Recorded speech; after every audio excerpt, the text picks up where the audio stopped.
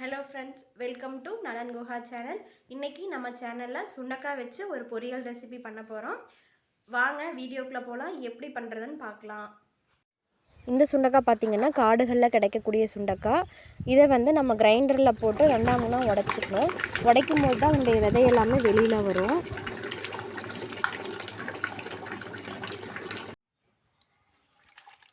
கிரைண்டரில் போட்டு உடச்சிட்டோம் அப்படின்னா இந்த மாதிரி ரெண்டாம் மூணாக உடஞ்சிரும், விதையெல்லாமே சுத்தமாக வந்துடும். ஆனால் மிக்சியில் அடித்தோம் அப்படின்னா நம்மளுக்கு சுண்டைக்காய் எல்லாமே பீஸாக போயிடும். அதனால் வந்துட்டு நல்லா இருக்காது.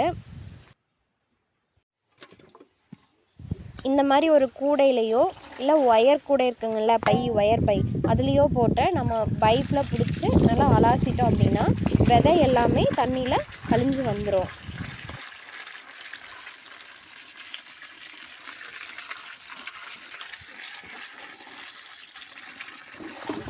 விதையை க்ளீன் பண்ணினதுக்கப்புறமா தனியாக வைக்கக்கூடாது, தண்ணியில் போட்டு தான் வைக்கணும். இல்லைன்னா காரில் அடித்த மாதிரி ஆயிரும்.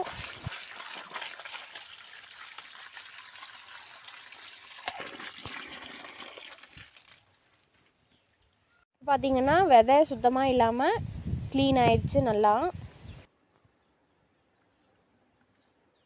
சுண்டைக்காயை க்ளீன் பண்ணிவிட்டு தண்ணியில் போட்டு வேக வச்சுக்கணும். கொஞ்சமாக உப்பு சேர்த்துக்குங்க. ரொம்ப நேரம் வேக வைக்கக்கூடாது. ஒரு 10 நிமிஷத்துலேயே வந்து வெந்துடும். நீங்கள் நசுக்கி பார்த்தீங்கன்னாவே தெரியும். இது காய் வந்து கெட்டியாக தான் இருக்கும், ஆனால் சீக்கிரமாக வெந்து வந்துடும். டயபெட்டிஸ் இருக்கிறவங்க பார்த்திங்கன்னா சுண்டைக்காயாகட்டும் காக்காயாகட்டும் ரெண்டையுமே 2 டைம் குக் பண்ணி தான் சாப்பிட்ணும். அதாவது ஃபஸ்ட் ஒரு டைம் வேக வச்சிடணும் தண்ணியில், அதுக்கப்புறமா தான் வந்து தாளித்து சாப்பிட்ணும். இது பார்த்திங்கன்னா சாரணக்கீரை கடையல், அதாவது மூக்கிரட்டை கீரை. அதை வந்து வணக்கியும் சாப்பிட்லாம், இந்த மாதிரி கடையல் வச்சும் சாப்பிட்லாம். தொயல் கீரை எப்படி கடைஞ்சோமோ அதே மாதிரி தான் இதுவும். சுண்டைக்காய் வேக வச்சு எடுத்தாச்சு. அதுக்கப்புறம் தாளிப்பு ரெடி பண்ணிக்கலாம். பாத்திரம் காஞ்சதும் 4 ஸ்பூன் கடலெண்ணெய் சேர்த்திக்கோங்க.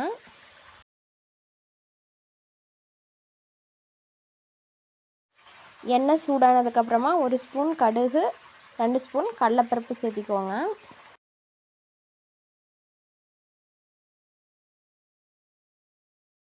கடலைப்பருப்பு பொரிஞ்சு வந்ததும் 3 வரமிளகா, 3 பெரிய வெங்காயம் எடுத்து நீண்ட வாக்கில் கட் பண்ணி வச்சுருக்கேன், அதையும் சேர்த்து நல்லா வதக்கிக்கலாம்.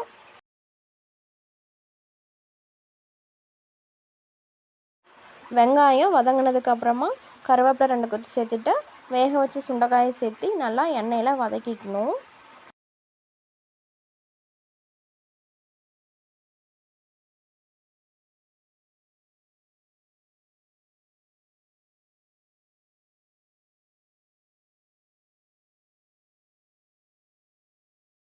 சுண்டைக்காய் கொஞ்சம் நேரம் எண்ணெயில் வதங்கினதுக்கப்புறமா 1 ஸ்பூன் மஞ்சள் தூள் சேர்த்திக்கலாம்.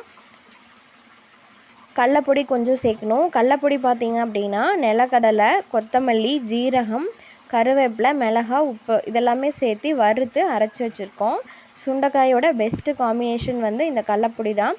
இந்த பொரியலுக்கு டேஸ்ட் கொடுக்குறதே இந்த கடலப்பொடி தான்.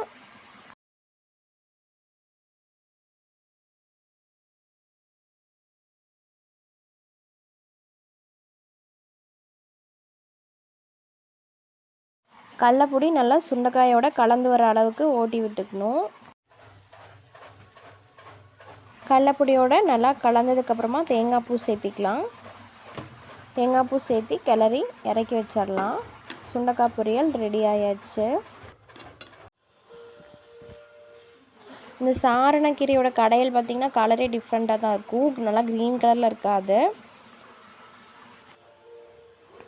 சுண்டைக்காயை சாப்பிடும்போது அப்படியே கடலப்பொடியோட டேஸ்ட்டு செம்மையாக இருக்கும். கண்டிப்பாக செஞ்சு பாருங்கள்.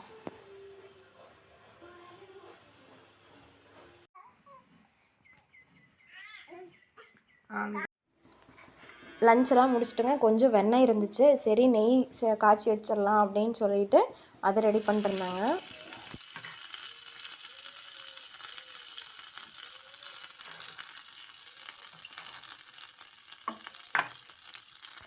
நெய் வந்து காஞ்சதுக்கு அப்புறமா கருவேப்பிலையோ இல்லை முருங்கலையோ போடுவாங்க.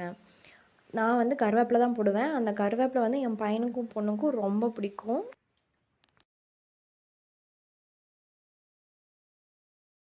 அத்தை வந்து கருப்பட்டி சீவிட்டு இருந்தாங்க. தம்பிக்கும் பாப்பாவுக்கும் பாலுக்குள்ளே போட்டு காட்டுவேன். இந்த வீக் சண்டே வந்துங்க சக்தியில் ஒரு பொருட்காட்சி போட்டிருந்தாங்க. சரி அங்கே போகலாம் அப்படின்னு சொல்லிட்டு நாங்களும் எங்கள் அண்ணியோட ஃபேமிலி எல்லோரும் கிளம்பி போயிருந்தோம்.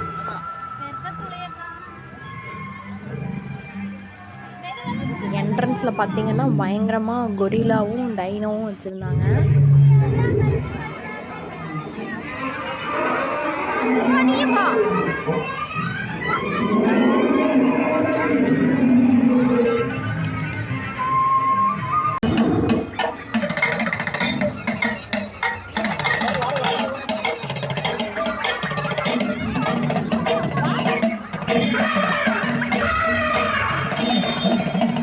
யானையோட வந்து செட்டப் எல்லாமே நல்லா இருந்துச்சுங்க. ஐ திங்க் இது கேரளா தான் நினைக்கிறேன்.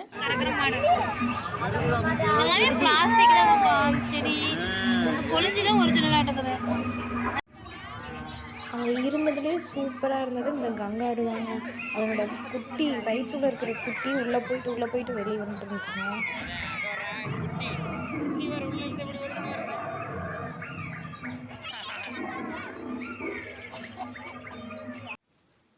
அனகொண்டா வச்சுருந்தாங்க. அதில் வச்சுருந்த மரம் எல்லாமே வந்துட்டு பிளாஸ்டிக் மரம், பார்க்குறதுக்கு சூப்பராக இருந்துச்சு.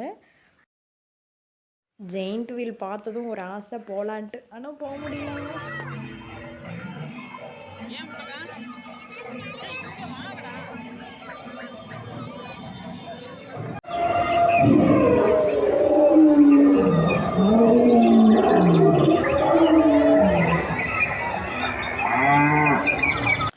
தம்பி பாப்பா எல்லாருமே ரொம்ப என்ஜாய் பண்ணாங்க.